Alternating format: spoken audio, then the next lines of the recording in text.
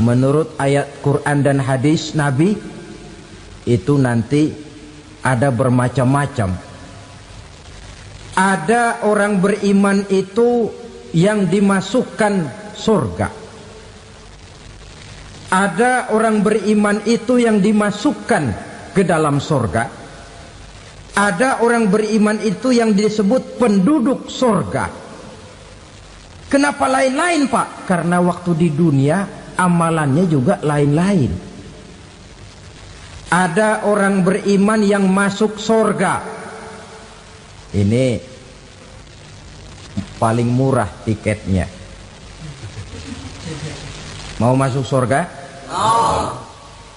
Kata Nabi begini, ma min abdin qala la ilaha illallah thumma mata ala dhalik illa dakhalal jannah. Kalau seorang hamba sudah mengucap dua kalimat syahadat, dia yakin dengan kebenaran kalimat itu sampai matinya, orang itu akan masuk surga. Abi Dzar yang waktu itu diajak bicara heran, ya Rasul kok gampang betul? Iya. Walaupun orang itu mencuri, iya. Walaupun orang itu berzina, iya. Biar dia mencuri, biar dia berzina, kalau dia sudah mengucap dua kalimat syahadat, dia yakin dengan kebenaran kalimat itu sampai matinya, itu orang akan masuk surga. Jadi masuk surga cukup dua kalimat syahadat, yakin sampai mati, masuk surga. Itu perkara masuk. Tapi kalau pertanyaannya diterusin, masuknya kapan, Pak? Nah, ini lain lagi urusannya. Sebab ada yang masuknya itu langsung, ada yang mampir dulu. Di sana tempat cuma dua, kalau tidak surga, neraka. Mau ke surga tapi mampir dulu, yang mampirnya jelas di neraka. Kenapa? Dalam hadis qudsi ada riwayat, nanti itu di akhirat, setelah Allah selesai mengatur penduduk surga masuk surga, yang neraka masuk neraka, Allah berkata kepada malaikat Malik, malaikat Malik, labaik ya Allah, itu bajingan-bajingan tengik, manusia-manusia durjana yang waktu di dunia tidak mau sujud, jauh dari ulama, gemar melakukan yang munkarat dan maksiat, hidup di tengah masyarakat selalu jadi bibit keonaran, kufur, sudah masuk neraka semua. Sudah ya Allah. Nah, kalau sudah, coba sekarang kamu masuk, Malik. Saya, iya, masuk neraka. Mau apa ya Allah? Kata Allah, akhriju minan nar man kana fi qalbihi misqala habbatin min khardalin min iman. Kau masuk neraka, cari di dalam neraka orang-orang yang ada imannya walaupun kecil sebesar biji zarah, angkat mereka keluar. Masuk malaikat Malik ke neraka, cari orang yang ada imannya, korek-korek. Ya repot, udah pada gosong. Yang ada imannya diangkat ke atas, yang ada imannya diangkat ke atas, lalu dimandikan di Nahrul Hayat, namanya sungai kehidupan di akhirat nanti. Cakep lagi rupanya, bersih lagi wajahnya, apel di hadapan Allah. Kata Allah, bagaimana mas? Kapok nggak sampean? Kapok ya Allah. Nah, kalau kapok, idhab fadkhulil jannah, pergi masuk surga sana. Berangkat mereka ke surga, ketemu sama teman-temannya yang udah sampai lebih dulu, yang nggak pakai mampir lagi. Terjadi dialog. Kata teman-temannya yang udah pada nyampe duluan, mas, iya, emang baru sampai? Saya baru sampai. Memang mampir di mana dulu mas? Kita sudah lama sampai di surga. Saudara buka surah Al-Muddatsir ayat 34-35. Ma salakakum fis saqar? Kenapa kamu mampir di neraka Saqar? Qalu lam nakum minal musallin. Mereka menjawab, kami mampir di neraka Saqar mas, gara-gara dulunya kami waktu di dunia tidak pernah sholat. Tidak pernah sholat? Tidak pernah. Kan rumahnya dekat masjid, cuma dekat doang mas. Sholat mah enggak saya. Enggak pernah ngasih makan fakir miskin, enggak pernah hadir di majelis taklim, pendeknya enggak pernah melakukan kebajikan, maka saya pun mampir di neraka sakor. Untung betul saya punya iman mas sedikit. Waktu hidup di dunia dulu saya pernah mengucap 2 kalimat syahadat, sekali-kalinya waktu mau kawin. Masya Allah. Untung saja kawin, kalau nggak kawin polos.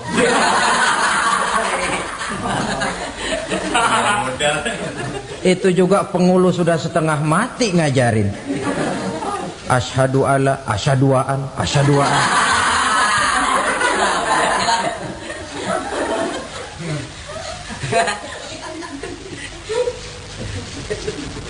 Ini namanya masuk surga, ada mampir dulu.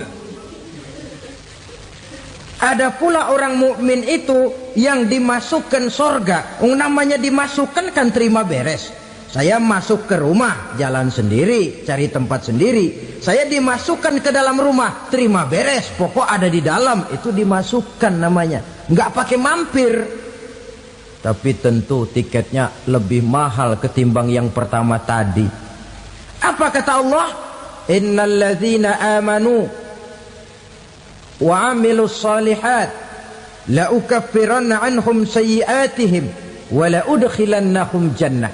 Sesungguhnya orang-orang yang beriman kemudian beramal soleh, kami hapuskan segala dosa dan kesalahannya, kami masukkan mereka ke dalam surga. Lihat ayatnya.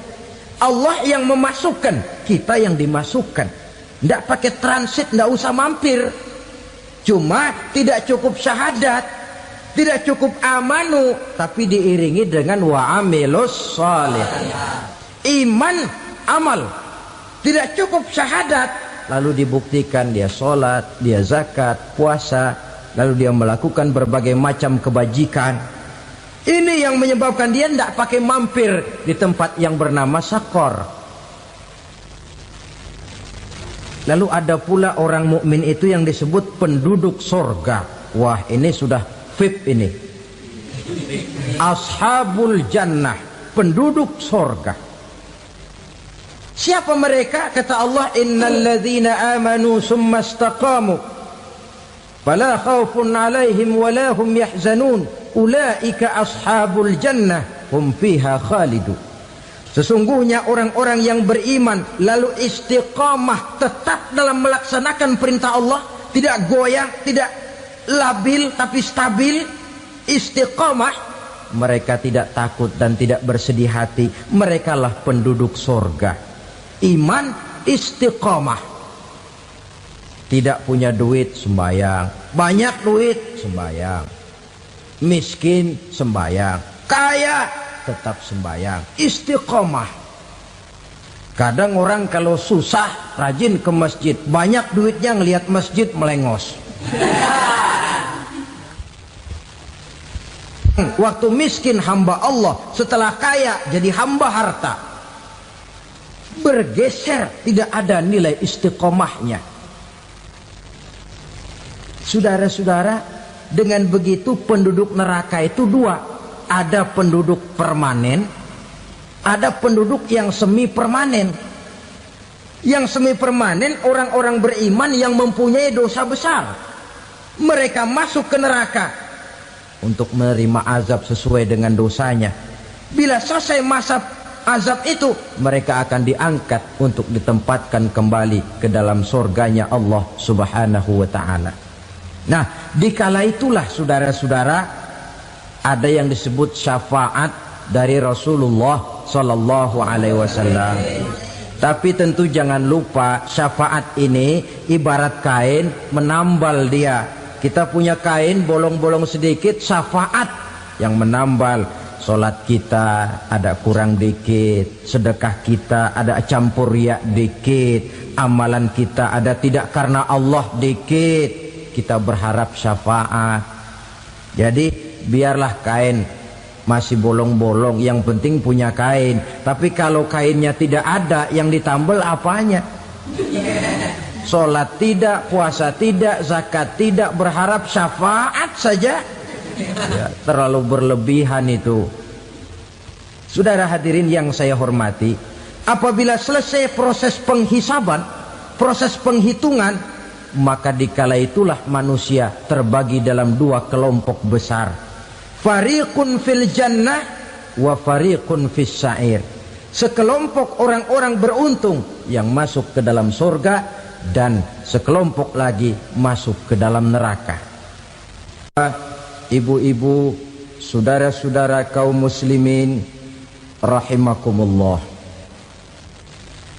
Pada pertemuan yang lalu sudah saya jelaskan bahwa hidup selalu berakhir dengan kematian.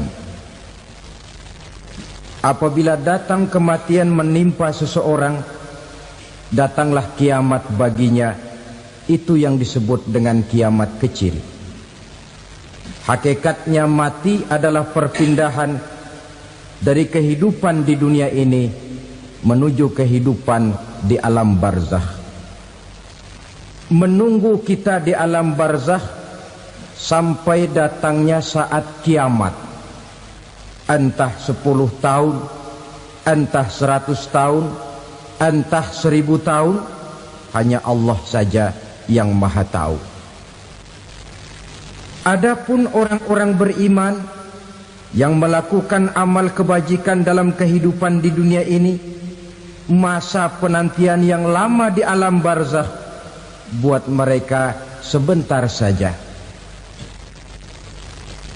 Tetapi bagi orang-orang kafir yang ingkar, yang tidak beriman kepada Allah, yang hidup di dunia cuma menumpuk-numpuk dosa, tentu penantian di alam barzakh akan merupakan waktu yang sangat lama.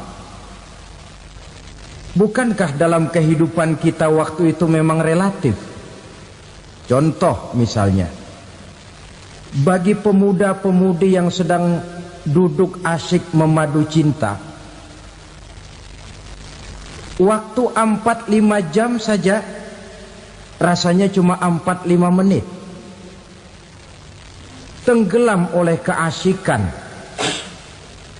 Tapi buat orang yang berbaring di rumah sakit, meratap di balik-balik apa itu tembok derita kata lagu, di balik dinding-dinding penjara, sehari bagai seminggu, seminggu rasa sebulan, sebulan boleh jadi rasa setahun. Penantian yang sangat lama. Kapan kiamat itu akan datang? Ini rahasia Allah. Jangankan kita yang orang awam, baginda Nabi sendiri tidak diberitahu oleh Allah kapan kiamat itu akan terjadi. Tetapi sungguh pun demikian, banyak hadis-hadis yang menjelaskan ciri atau tanda-tanda datangnya kiamat. Nah, kalau sudah bicara soal tanda, tanda kiamat itu ada dua. Pertama yang disebut alamatus sughra, tanda-tanda kecil. Ini waktunya masih ada tenggang. Ada yang dinamakan alamatul kubra, tanda-tanda besar. Artinya kiamat sudah diambang pintu. Apa tanda-tanda kecil dari datangnya hari kiamat itu? Misalnya kata Nabi, apabila ilmu sudah diangkat oleh Allah. Artinya apabila ulama sudah banyak wafat, minat orang belajar agama berkurang, lalu kebodohan nampak merajalela di mana-mana, zina dikerjakan secara terbuka, minuman-minuman keras jadi kebanggaan, itu termasuk di antara tanda-tanda kecil terjadinya hari kiamat. Apalagi misalnya iza waladatil ammatu rabbataha, apabila budak sudah melahirkan tuan.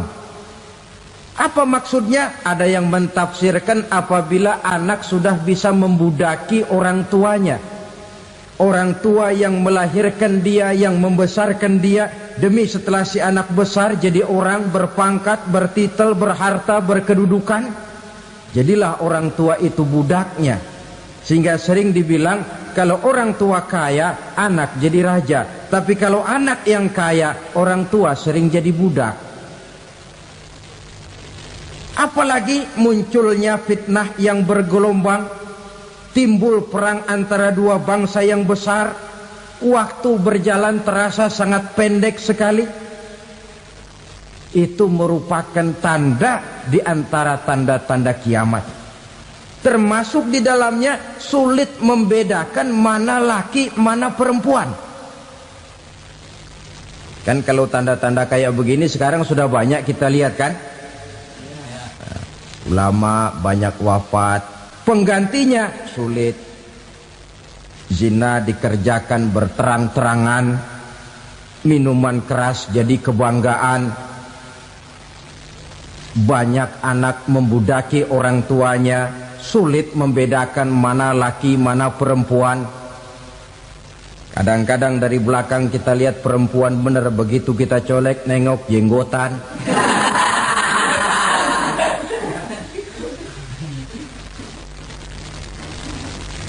Ini termasuk tanda-tanda kecil, masih ada tenggang sampai akan terjadinya kiamat itu. Nah, yang dimaksud dengan tanda-tanda besar, ini tanda besar artinya kiamat sudah diambang pintu. Pertama, matahari terbit dari sebelah barat. Apabila matahari sudah terbit dari arah sebelah barat, tertutuplah sudah pintu taubat. Bersabda Nabi kita, la taqumus sa'atu hatta tatlu'a syamsu min maghribiha. Tidak akan datang hari kiamat sampai matahari terbit dari arah sebelah barat. Fa iza tala'at, manakala matahari telah terbit dari arah sebelah barat, wara'ahan nasu, manusia banyak menyaksikan itu, amanu ajma'un, mereka pun lalu beriman. Yang tadinya kafir, yang tadinya ingkar, yang tadinya membangkang, setelah melihat matahari terbit dari sebelah barat, buru-buru beriman, berlomba-lomba mengucap dua kalimat syahadat. Tapi apa yang terjadi? Kata Nabi, wadzalika hina la yanfa'u nafsan imanuha lam takun amanat min qabl. Hari itu adalah hari yang iman sudah tidak berguna lagi bagi seseorang apabila sebelumnya memang dia tidak pernah beriman. Au kasabat fi imaniha khaira, atau beriman tetapi tidak pernah melakukan kebajikan di dalam keimanannya itu. Hari yang sudah kasib, hari yang sudah terlambat, beriman tidak akan ada gunanya lagi. Ini pelajaran buat kita. Sebelum sang surya terbit dari sebelah barat, sebelum nafas sampai di tenggorokan, artinya pintu taubat masih terbuka. Kalau dua hal itu sudah terwujud, nafas sudah sampai di kerongkongan, atau matahari sudah terbit dari arah sebelah barat, tertutuplah sudah pintu taubat. Tak ada lagi gunanya pangkat, jabatan, harta, bahkan beriman pun dalam suasana macam itu. Too late, kata orang Kulon.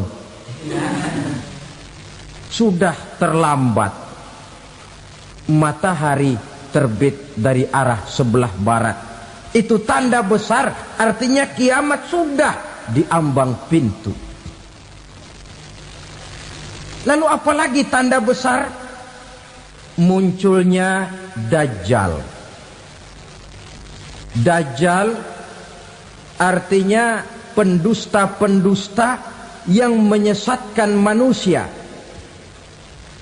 Ada dua macam Dajjal, saudara. Ada Dajjal kecil. Ini Dajjal kelas teri. Kalau ini sejak zaman Rasulullah sudah ada itu. Tiap zaman ada.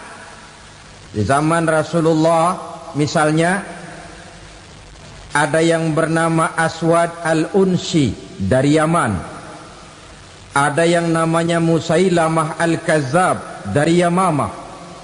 Ada yang namanya Ibnu Sayyad dari Madinah. Ini dajjal-dajjal di zaman Rasul. Musailamatul Kazab memproklamirkan diri jadi nabi dia. Di zaman Rasul masih hidup. Ini dajjal zaman Nabi. Di zaman sahabat muncul dajjal-dajjal. Di zaman kita sekarang ini dajjal-dajjal pun gentayangan. Dajjal-dajjal kelas teri. Kerjanya mendustakan manusia, menyesatkan manusia, memalingkan manusia dari jalan yang benar dan diridhoi oleh Allah Subhanahu wa taala. Adapun yang merupakan tanda besar dari datangnya kiamat, dajjal-dajjal kelas kakap. Pembohong-pembohong besar yang menyesatkan masyarakat manusia berpaling dari jalan Allah mengikuti jalan mereka. Apa sih ciri dajjal itu? Kata Nabi dalam hadis Bukhari Muslim, "Inna dajjala", sesungguhnya yang namanya dajjal itu yakhruju, satu saat akan muncul mendekati hari kiamat. Wa inna ma'ahu ma'an, si dajjal ini membawa air. Wa naran, dan juga membawa api. Dua simbol. Di tangan yang satu dia bawa air, di tangan yang satu dia bawa api.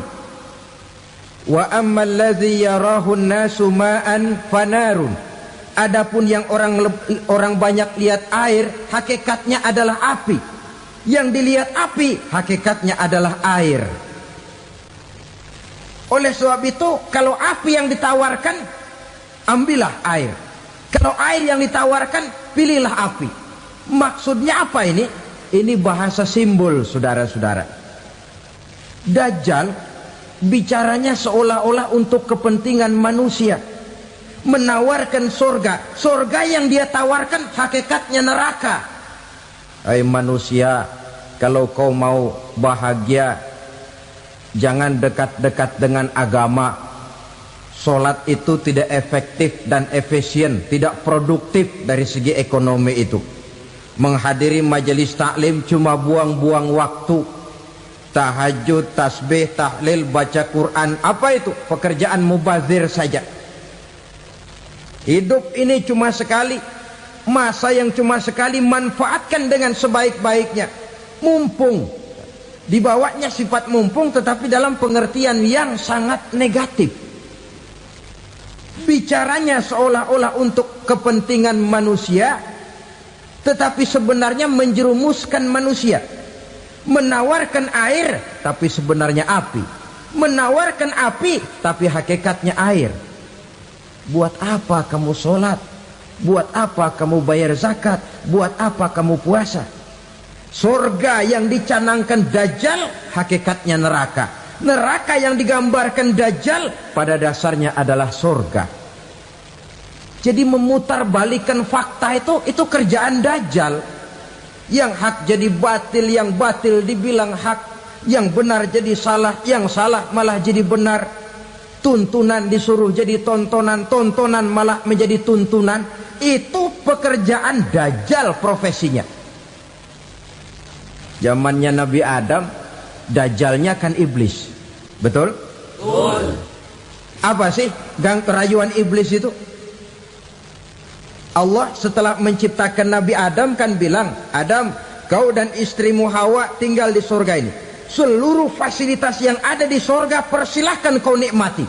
Satu yang tidak boleh, jangan coba-coba dekati pohon khuldi. Dekat saja jangan, apalagi sampai memetiknya.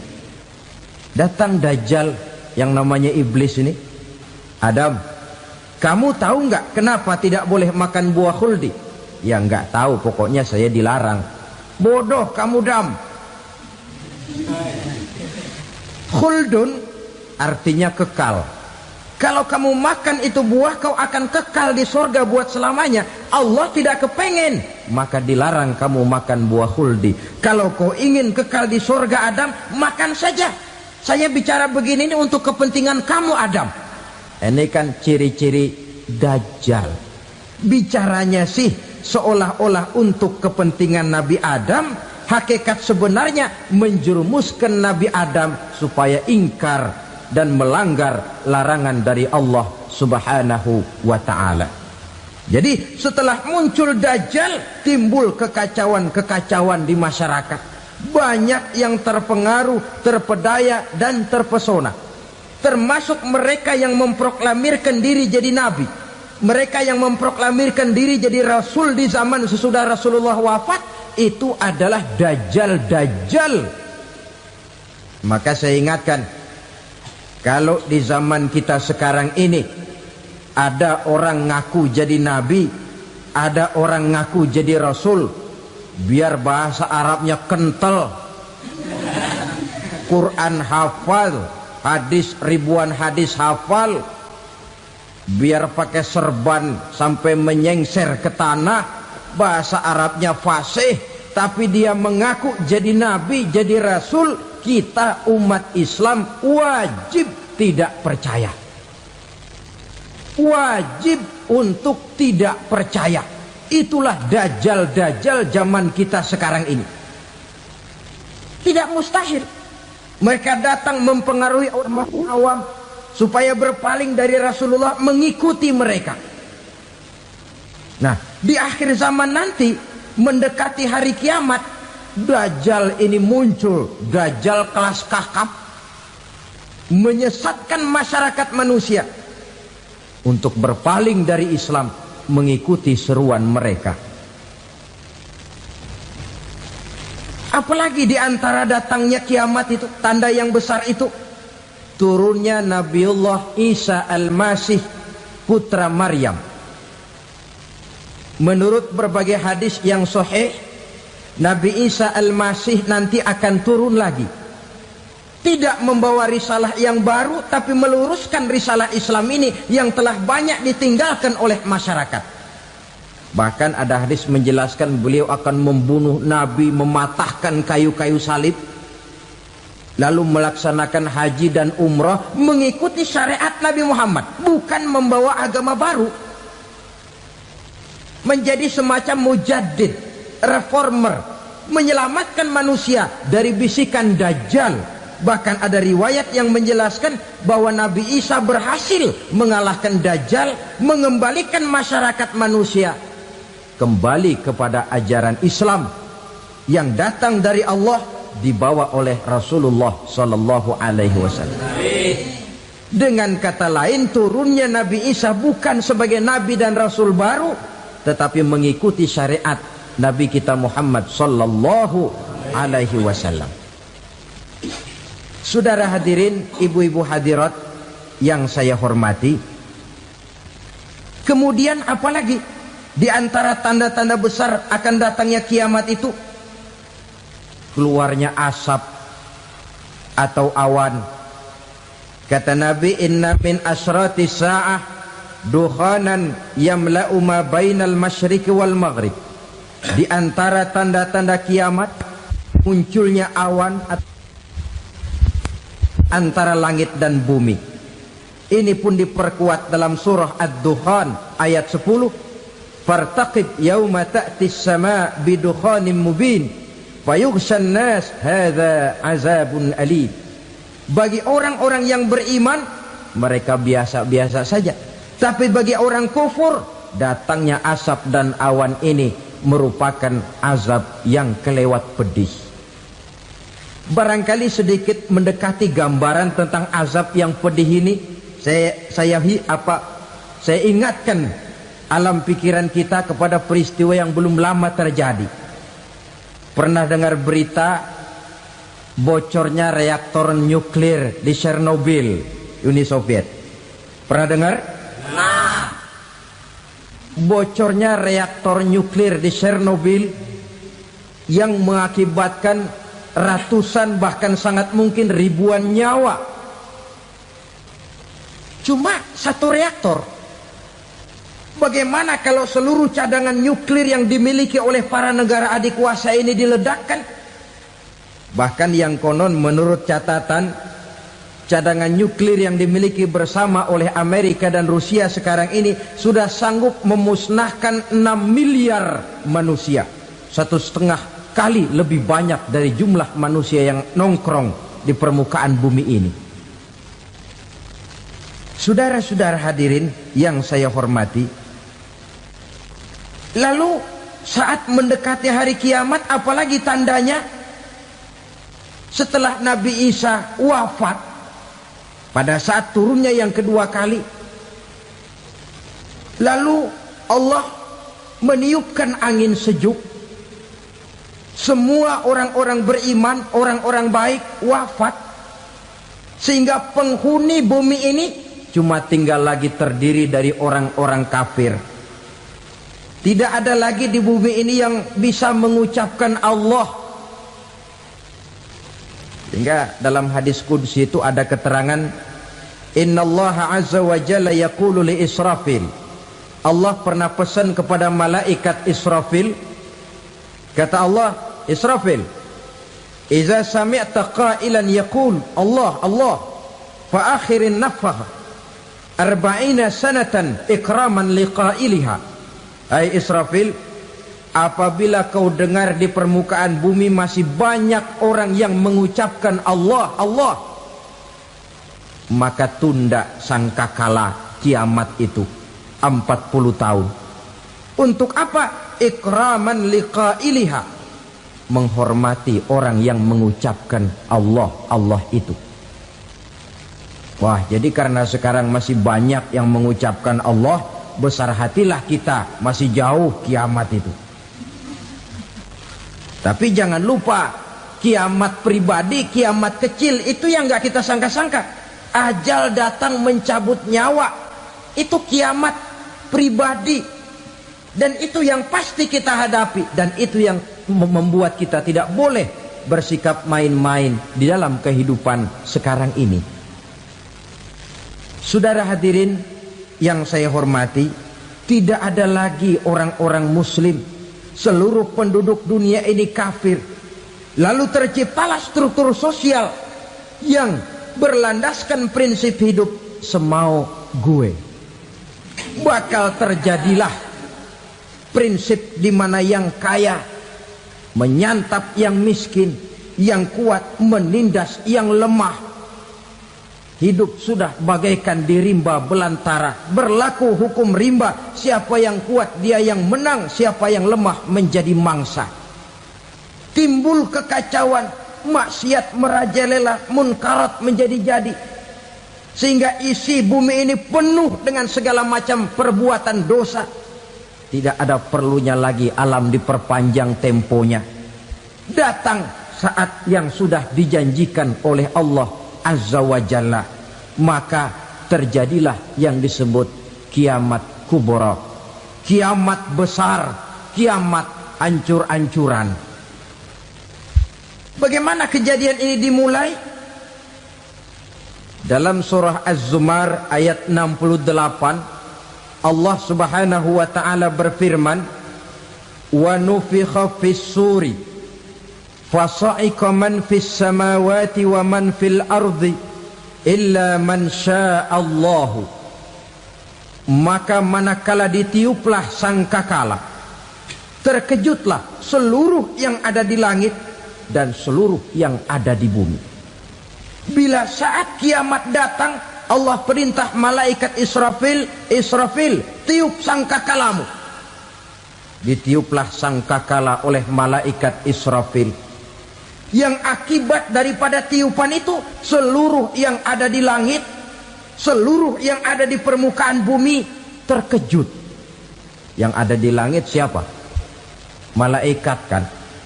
Bayangin aja kalau malaikat kaget, apalagi kita. Terkejut seluruh makhluk yang ada di bumi, yang ada di langit mendengar suara sangkakala itu. Bunyinya tidak sanggup kita bayangkan dahsyatnya. Ledakan nuklir, ledakan neutron, belum apa-apa ketimbang bunyi sangkakala malaikat Israfil ini. Nah, lalu mendengar bunyi sangkakala ini, gemparlah makhluk, kacaulah alam. Bumi gempa, planet-planet bertabrakan, gunung meletus, air laut tumpah ke darat, angin topan bertiup, halilintar menyambar. Lalu semua yang bernama hidup mati total. Mati bareng tanpa persiapan. La haula wala quwata illa billah. Saya kadang-kadang dalam tafakur bermohon, ya Allah, mudah-mudahan saya enggak nemuin kiamat beneran. Ngeri. Tidak bisa kita bayangkan macam apa suasana seperti itu. Allah saja banyak memberikan gambaran, misalnya Al-Qari'ah, wa mal qari'ah, wa ma adraka mal qari'ah. Kejadian yang menggemparkan. Tahukah kamu apa kejadian yang menggemparkan itu? Yauma yakunun nasu kal farasil mabsus wa takunul jibalu kal ihnil manfus.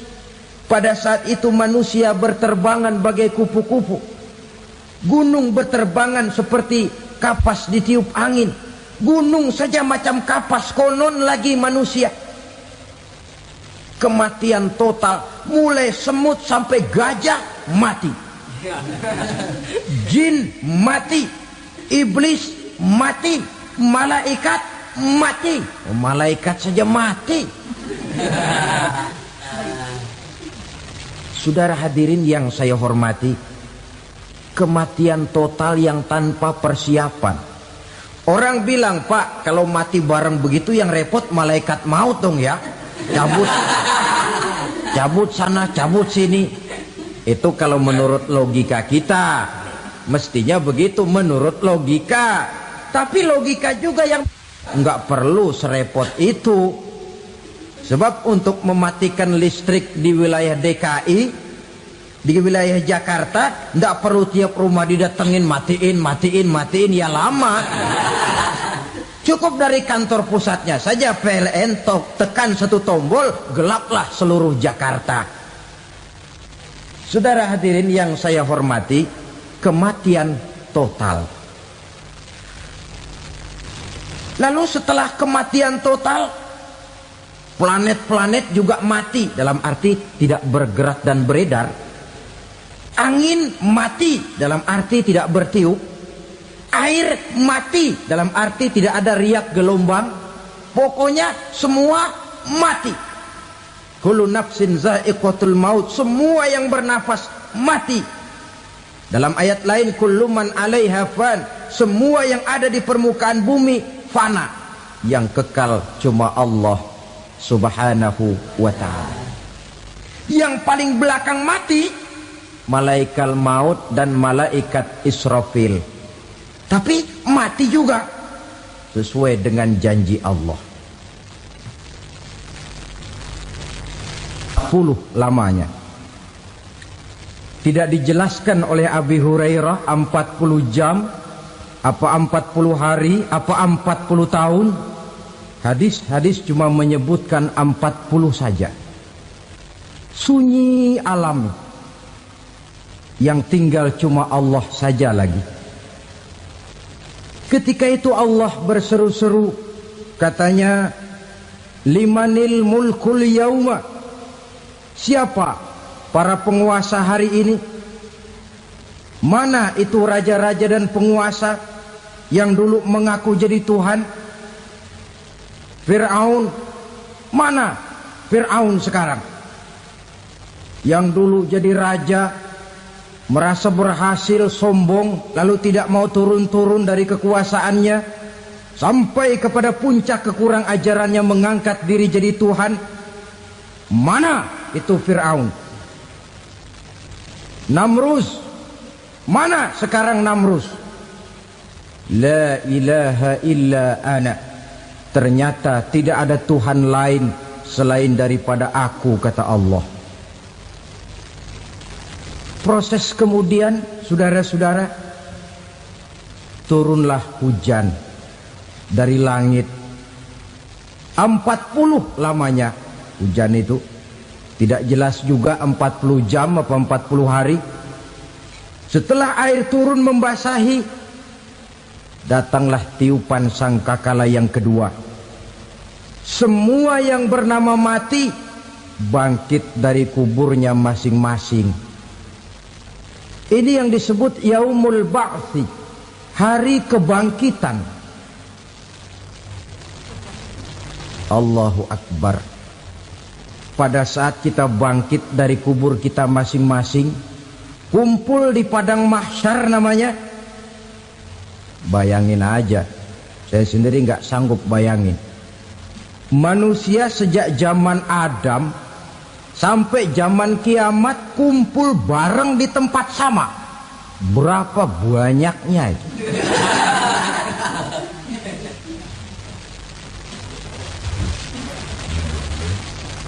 Dan yang luar biasa menurut satu riwayat, pada saat bangkit itu, Masya Allah, roman muka kita berubah,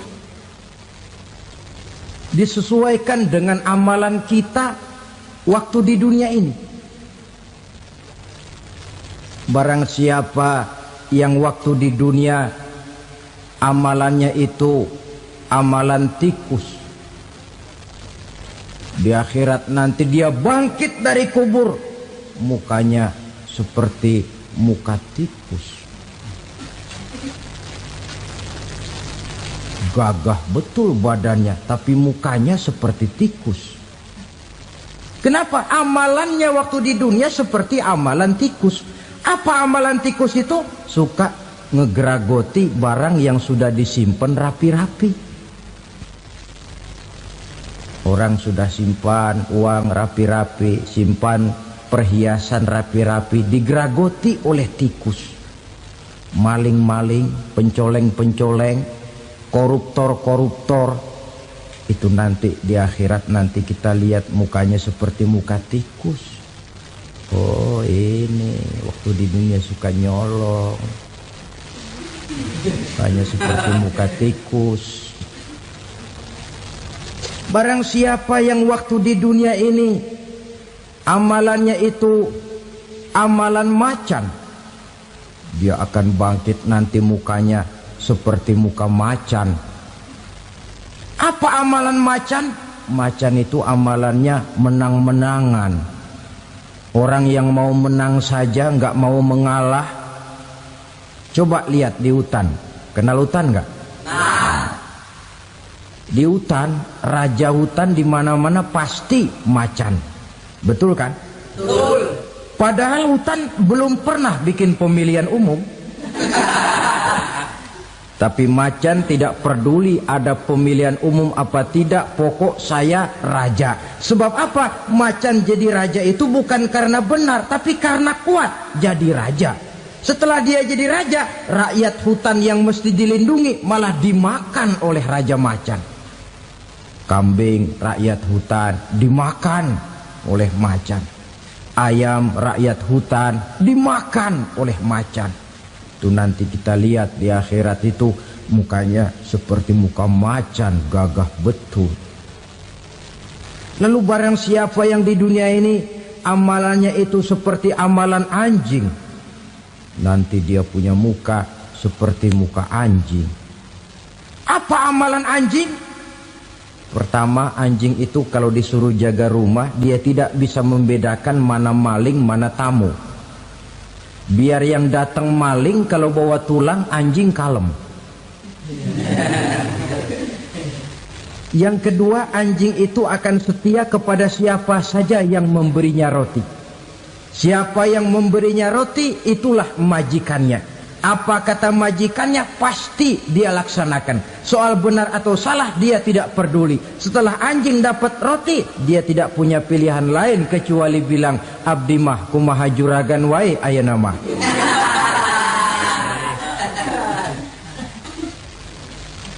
Saudara hadirin yang saya hormati,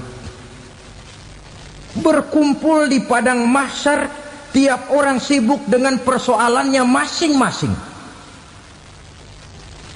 Matahari waktu itu didekatkan oleh Allah. Panas luar biasa. Ada yang saking panasnya itu mencucurkan peluh keringat sampai sebatas mata kakinya. Ada yang keringatnya sampai sedengkulnya. Ada yang keringatnya sampai sepusatnya. Ada yang keringatnya mengalir sampai sebahunya. Ada yang kelelap oleh keringatnya sendiri, sementara orang di sampingnya enggak apa-apa. Bergantung lagi amalan dia waktu di dunia ini. Saudara-saudara, sebagian orang dalam kepanikan padang mahsyar berombong-rombong datang mereka menghadap Nabi Adam. Ya Adam, anta abal bashar. Hai Adam, Tuhan adalah bapak moyang manusia. Kami sebentar lagi akan disidang, dimintakan pertanggungan jawab. Tolonglah kami, hai Adam. Kata Nabi Adam, jangankan nolongin sampean, saya sendiri tanggung jawab di hadapan Allah. Ketika dulu tidak boleh makan khuldi, saya serobot. Sudahlah, urus diri masing-masing saja, nafsi. Begitu kata Nabi Nuh, begitu kata Nabi Ibrahim. Tiap orang bertanggung jawab sendiri-sendiri. Ketika itulah saudara-saudara, nikmatnya menjadi umat Nabi besar Muhammad sallallahu alaihi wasallam. Sebab apa? Walaupun menurut abjad kita ini umat paling belakang, paling belakang kita ini toh, karena Nabi Muhammad adalah Nabi akhir. Tapi akan dihisap lebih dulu, lewat di atas sirat lebih dulu, masuk surga lebih dahulu ketimbang umat-umat belakangan. Ketika Rasul mendekati ajal, beliau tanyakan itu kepada malaikat Jibril.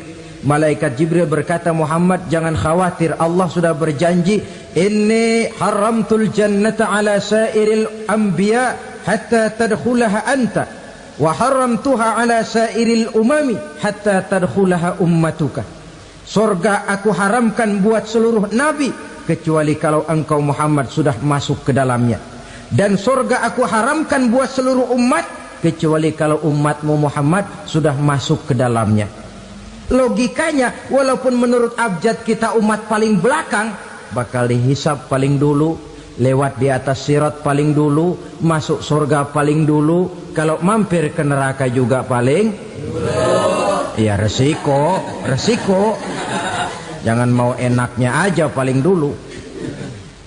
Saudara hadirin yang saya hormati,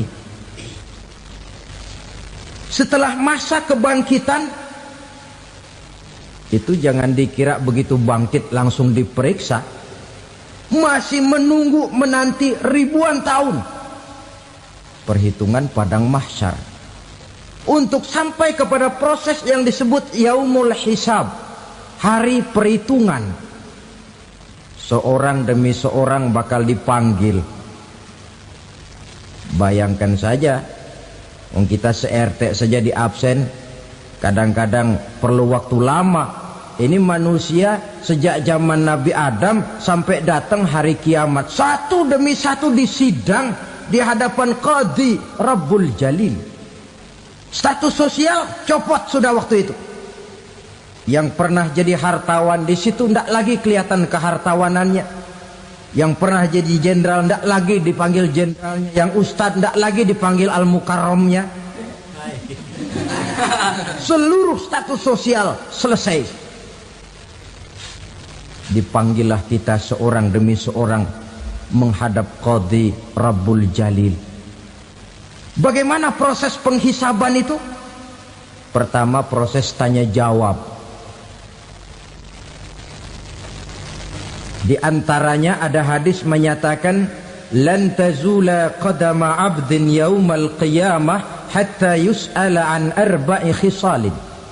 Besok di hari kiamat tidak akan bergeser telapak kaki seorang hamba sampai dia ditanya lebih dulu tentang 4 persoalan.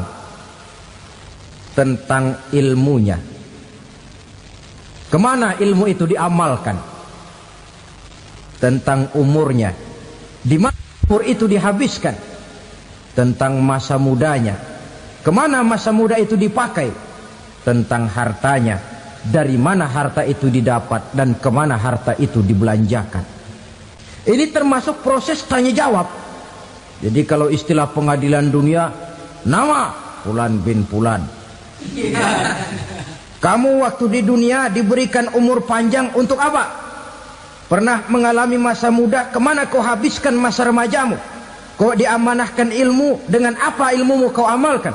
Kau diberikan harta, dari mana harta kau dapat, kemana kau belanjakan? Tak seorang pun yang bisa mungkir. Sebab apa? Dikala itu yang menjadi saksi bukan orang. Yang menjadi saksi adalah seluruh anggota badan kita. Tangan bicara, kaki jadi saksi terhadap seluruh amalan yang pernah kita kerjakan pada saat kehidupan di alam dunia ini. Selesai proses tanya jawab, lalu diperlihatkan buku catatan kita waktu hidup di dunia ini. Jangan lupa Allah itu menyiapkan 2 superkomputer kepada kita. Sebelah ditempelin sebelah kanan, yang sebelah tempelin di sebelah kiri. Komputer itu namanya Raqib dan Atid. 2 malaikat yang apabila baik kita lakukan, refleks saja akan menulis kebajikan kita. Jahat kita kerjakan, akan tertulis. Catatan itu nanti diperlihatkan kepada kita. Waduh, alangkah malunya pada saat diperlihatkan catatan kita, buku rapot kita merah melulu. Barangkali diperiksa sambil diomelin, brengsek lo.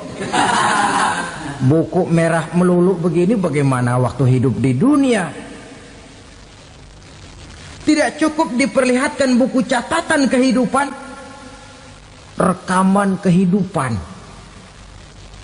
Rekaman kehidupan kita secara utuh sejak terlahir sampai ajal datang merenggut nyawa. Barangkali mirip dengan video sekarang ini, di mana terekam dengan baik seluruh kegiatan kita sejak yang sekecil-kecilnya sampai kepada yang sebesar-besarnya. Untuk kemudian kita pun menerima balasan. In khairan fa khairun wa in syarran fa syarrun. Kalau baik ya baik balasannya, kalau jahat ya jahat juga balasannya. Catatan-catatan kita diberikan.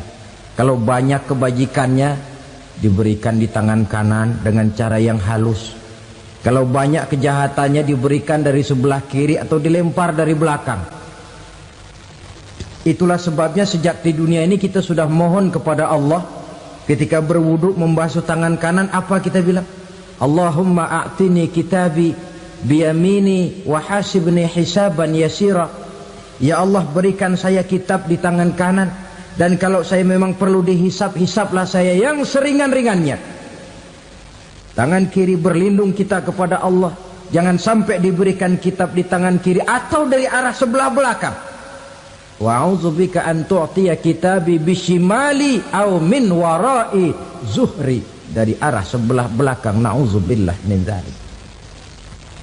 Setelah selesai lewat proses penghisaban, lewat mizan, timbangan, maka yang sudah selesai dihisab itu bergeraklah menuju sirat, jembatan yang terbentang menuju surga melalui neraka. Saudara-saudara, panjangnya perjalanan sirat itu memakan waktu ratusan tahun. Tetapi orang yang lewat di atas sirat pun macam-macam, bergantung amalannya ketika di dunia ini.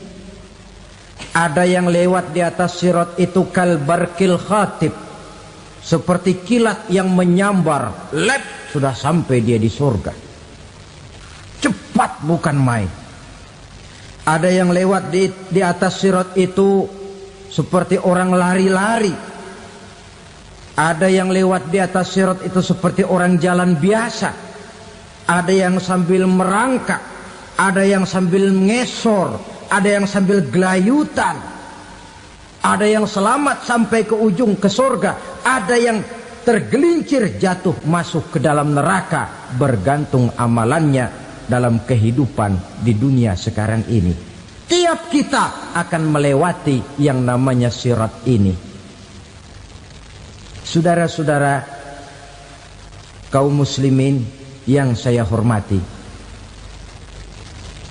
dengan demikian mereka yang selamat melalui sirat sampai ke terminal akhir surga, mereka yang ketika dihisab ternyata banyak kejahatannya daripada kebaikannya, mereka singgah di dalam neraka. Nah, adapun orang-orang yang beriman menurut ayat Quran dan hadis Nabi itu nanti ada bermacam-macam. Ada orang beriman itu yang dimasukkan surga. Ada orang beriman itu yang dimasukkan ke dalam surga. Ada orang beriman itu yang disebut penduduk surga. Kenapa lain-lain, Pak? Karena waktu di dunia amalannya juga lain-lain. Ada orang beriman yang masuk surga. Ini paling murah tiketnya. Mau masuk surga? Kata Nabi begini, ma min abdin qala la ilaha illallah thumma mata ala dhalik illa dakhalal jannah. Kalau seorang hamba sudah mengucap dua kalimat syahadat, dia yakin dengan kebenaran kalimat itu sampai matinya, orang itu akan masuk surga. Abi Dzar yang waktu itu diajak bicara heran, ya Rasul kok gampang betul? Iya. Walaupun orang itu mencuri, iya. Walaupun orang itu berzina, iya. Biar dia mencuri, biar dia berzina, kalau dia sudah mengucap dua kalimat syahadat, dia yakin dengan kebenaran kalimat itu sampai matinya, itu orang akan masuk surga. Jadi masuk surga cukup dua kalimat syahadat, yakin sampai mati, masuk surga. Itu perkara masuk. Tapi kalau pertanyaannya diterusin, masuknya kapan, Pak? Nah, ini lain lagi urusannya. Sebab ada yang masuknya itu langsung, ada yang mampir dulu. Di sana tempat cuma dua, kalau tidak surga, neraka. Mau ke surga tapi mampir dulu, yang mampirnya jelas di neraka. Kenapa? Dalam hadis qudsi ada riwayat, nanti itu di akhirat, setelah Allah selesai mengatur penduduk surga masuk surga, yang neraka masuk neraka, Allah berkata kepada malaikat Malik, malaikat Malik, labaik ya Allah, itu bajingan-bajingan tengik, manusia-manusia durjana yang waktu di dunia tidak mau sujud, jauh dari ulama, gemar melakukan yang munkarat dan maksiat, hidup di tengah masyarakat selalu jadi bibit keonaran, kufur, sudah masuk neraka semua. Sudah ya Allah. Nah, kalau sudah, coba sekarang kamu masuk, Malik. Saya, iya, masuk neraka. Mau apa ya Allah? Kata Allah, akhriju minan nar man kana fi qalbihi misqala habatin min khardalin min iman.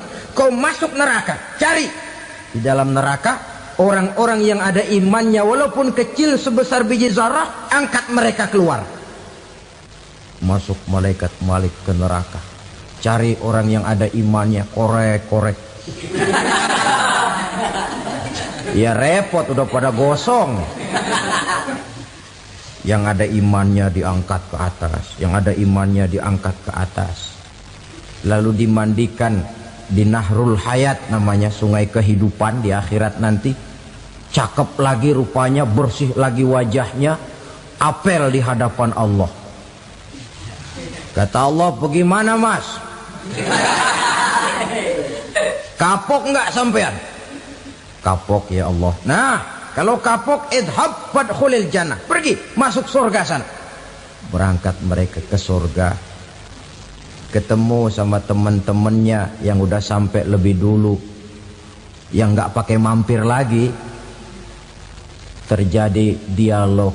Kata teman-temannya yang udah pada nyampe duluan, "Mas, iya, emang baru sampai?" "Oh, saya baru sampai." "Memang mampir di mana dulu, Mas? Kita sudah lama sampai di surga." Saudara buka surah Al-Muddatsir ayat 34-35. "Ma salakakum fis saqar?" Kenapa kamu mampir di neraka Saqar? Qalu lam naku minal musallin.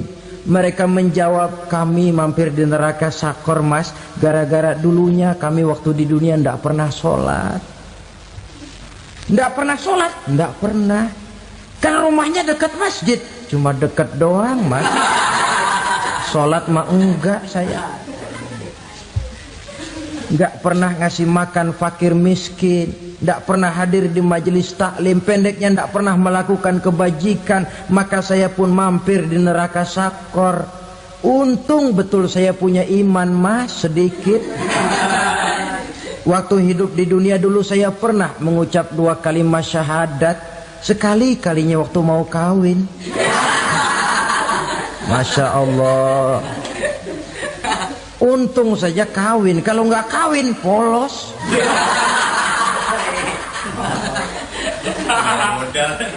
Itu juga pengulu sudah setengah mati ngajarin. Asyhadu alla, asyaduaan, asyaduaan.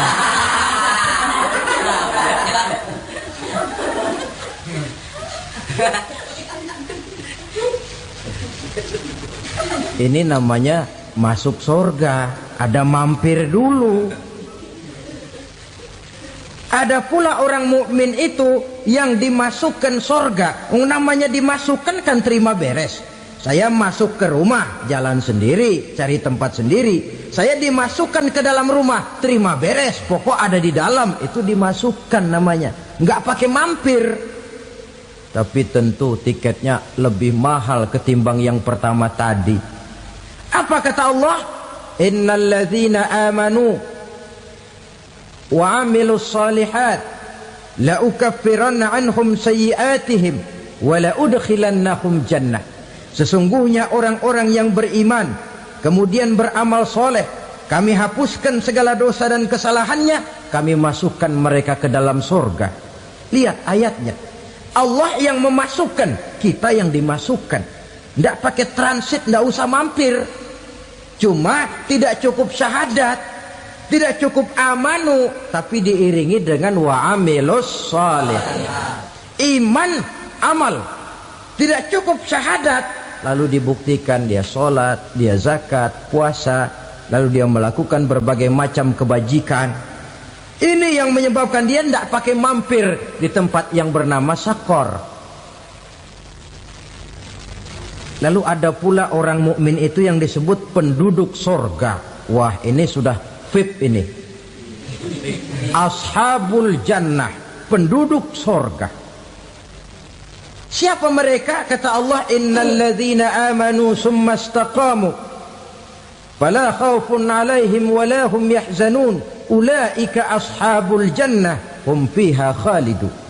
Sesungguhnya orang-orang yang beriman lalu istiqamah, tetap dalam melaksanakan perintah Allah, tidak goyah, tidak labil tapi stabil, istiqamah, mereka tidak takut dan tidak bersedih hati. Merekalah penduduk surga. Iman, istiqamah. Tidak punya duit, sembahyang. Banyak duit, sembahyang. Miskin, sembahyang. Kaya, tetap sembahyang. Istiqamah. Kadang orang kalau susah rajin ke masjid, banyak duitnya ngelihat masjid melengos. Waktu miskin hamba Allah, setelah kaya jadi hamba harta. Bergeser, tidak ada nilai istiqomahnya. Saudara-saudara, dengan begitu penduduk neraka itu dua. Ada penduduk permanen, ada penduduk yang semi permanen. Yang semi permanen orang-orang beriman yang mempunyai dosa besar. Mereka masuk ke neraka untuk menerima azab sesuai dengan dosanya. Bila selesai masa azab itu, mereka akan diangkat untuk ditempatkan kembali ke dalam surganya Allah Subhanahu wa ta'ala. Nah, dikala itulah saudara-saudara, ada yang disebut syafaat dari Rasulullah Sallallahu Alaihi Wasallam. Tapi tentu jangan lupa, syafaat ini ibarat kain menambal dia. Kita punya kain bolong-bolong sedikit, syafaat yang menambal. Solat kita ada kurang dikit, sedekah kita ada campur riak dikit, amalan kita ada tidak karena Allah dikit, kita berharap syafaat. Jadi biarlah kain masih bolong-bolong, yang penting punya kain. Tapi kalau kainnya tidak ada, yang ditambal apanya? Solat tidak, puasa tidak, zakat tidak, berharap syafaat saja. Ya, terlalu berlebihan itu. Saudara hadirin yang saya hormati, apabila selesai proses penghisaban, proses penghitungan, maka dikala itulah manusia terbagi dalam dua kelompok besar. Fariqun fil jannah wa fariqun fis sa'ir. Sekelompok orang-orang beruntung yang masuk ke dalam surga, dan sekelompok lagi masuk ke dalam neraka. 7 macam perkara yang merusak akidah dan keimanan, merusak amal perbuatan yang sudah kita kerjakan, merusak sendi-sendi kehidupan sosial, pendek kata merusak segala hal di dalam kehidupan kita. Jauhilah olehmu 7 macam perkara yang merusak. Yang pertama, asyirku billah, menyekutukan Allah Subhanahu wa ta'ala. Agama dimulai dari keyakinan. Maka kehancuran agama selalu dimulai dari kehancuran keyakinan, iman atau akidah yang dimiliki oleh seseorang. Dan untuk menghancurkan nilai-nilai iman yang kita miliki ini, orang rasanya tidak akan menghantam kita dengan peluru kendali. Orang tidak akan mengirimkan nuklir ke sini. Orang tidak juga akan mengirimkan satuan militernya ke sini.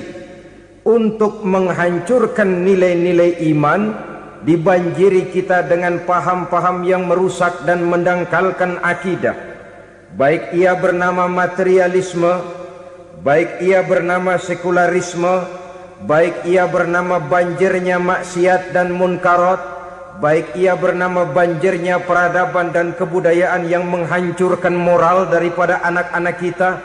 Sedikit demi sedikit melenturkan dan melunturkan nilai-nilai keimanan kita, untuk kemudian pada waktunya nilai iman itu akan bertukar dan berganti menjadi nilai syirik kepada Allah Subhanahu wa ta'ala.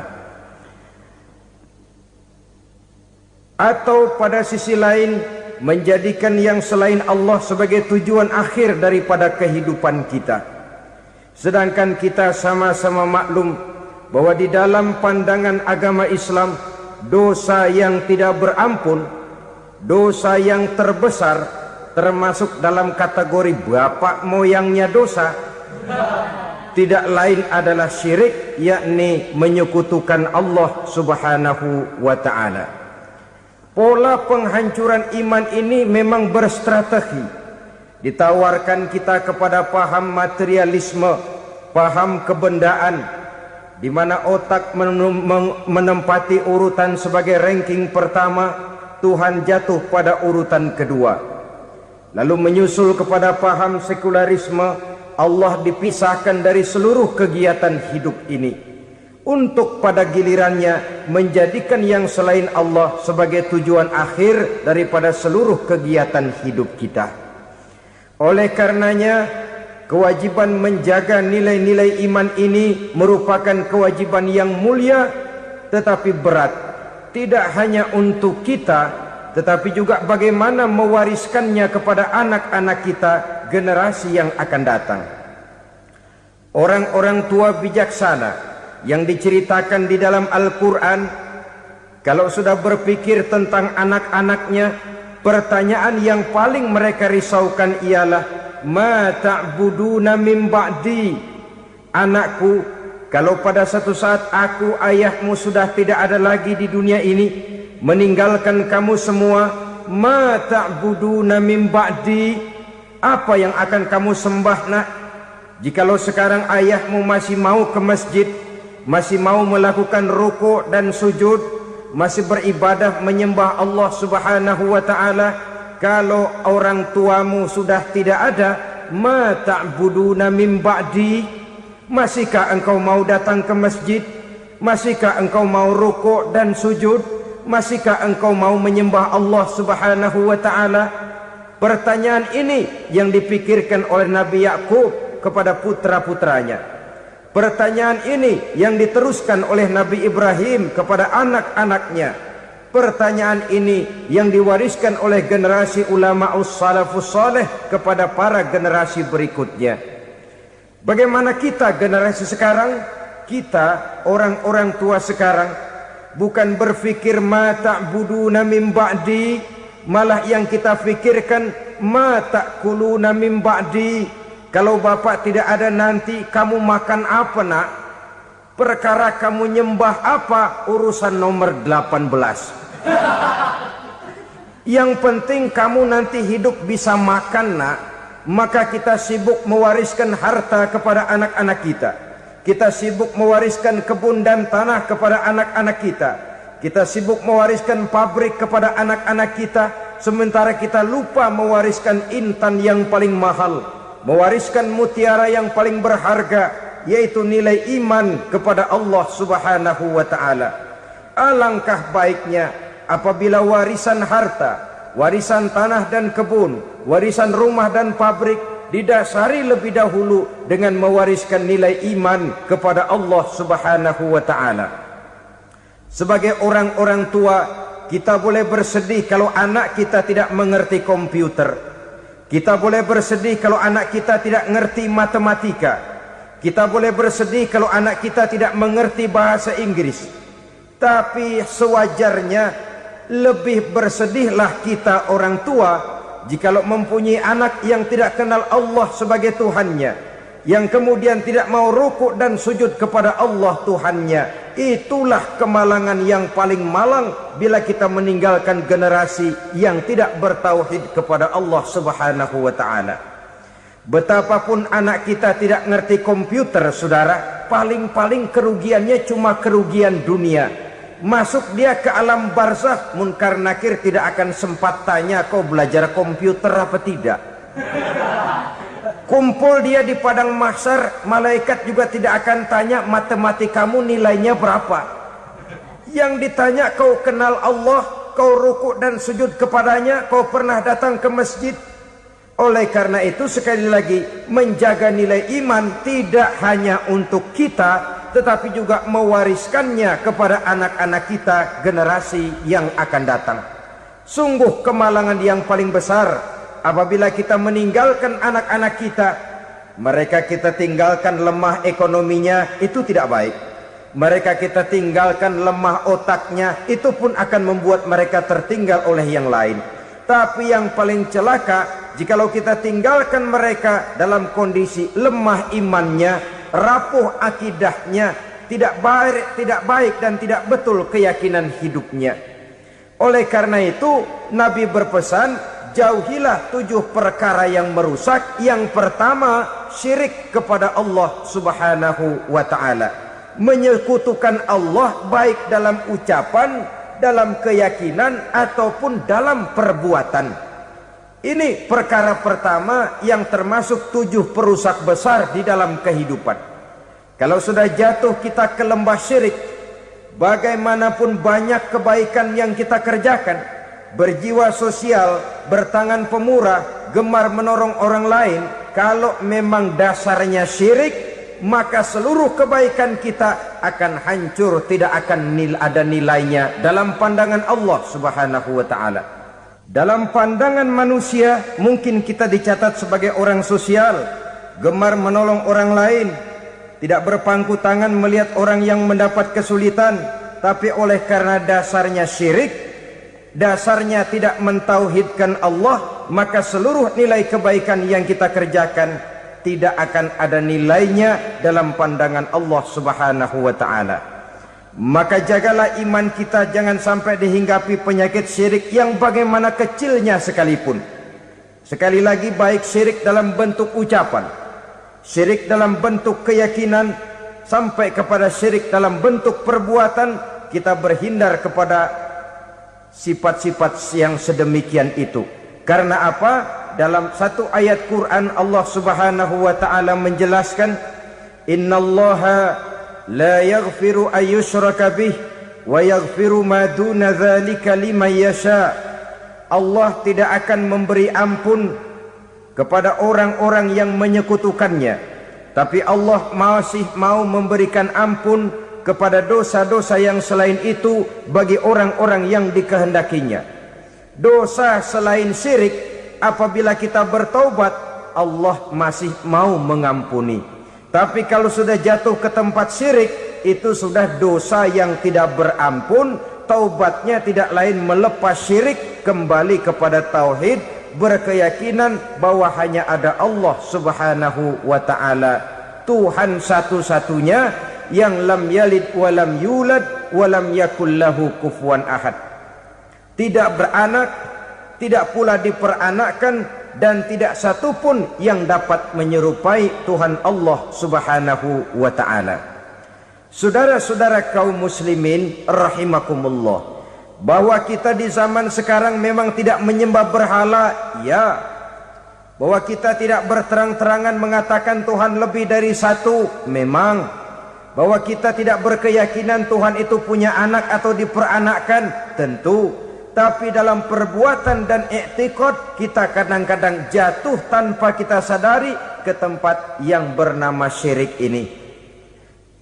Oleh karenanya, di zaman di mana teknologi makin canggih, di mana kemajuan pembangunan makin menjangkau berbagai aspek kehidupan, diperlukan keseimbangan